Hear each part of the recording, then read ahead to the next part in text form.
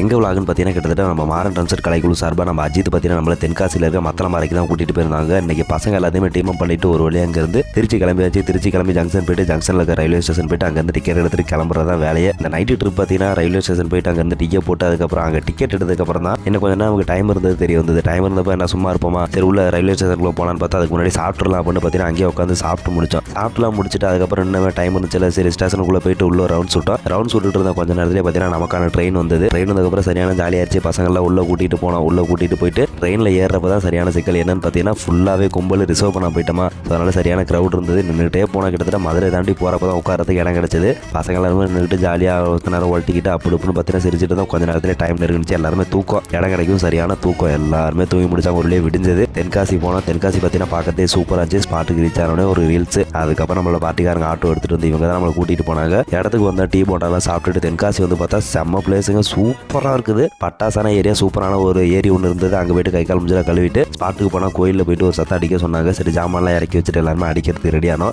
அடிக்கிறது ரெடி ஆகிட்டு இருந்த கேப்பில் பார்த்தீங்கன்னா ஒரு சத்தத்தை வச்சு முடிச்சோம். வச்சதுக்கப்புறம் பார்த்தீங்கன்னா லைட்டாக நம்மளோட பார்ட்டிக்காரங்க பார்த்தீங்கன்னா ஒரு கொண்டு வரதுக்கு முன்னாடி, அதாவது சாப்பாடு கொண்டு வரதுக்கு முன்னாடி பார்த்தீங்கன்னா கொஞ்சம் பேசிட்டு இருந்தோம். அதுக்கப்புறம் சாப்பாடு வந்தது. நீட்டாக சாப்பிட்டு முடிச்சுட்டு பார்த்தீங்கன்னா தென்காசியில் மத்தளம் வர வேலை சூப்பராக நடந்தது. இதை தொடர்ந்து பார்த்தீங்கன்னா 2 பார்ட் வரும். நம்மளை ஃபாலோ பண்ணி சப்ஸ்கிரைப் பண்ணி வச்சுக்கோங்க.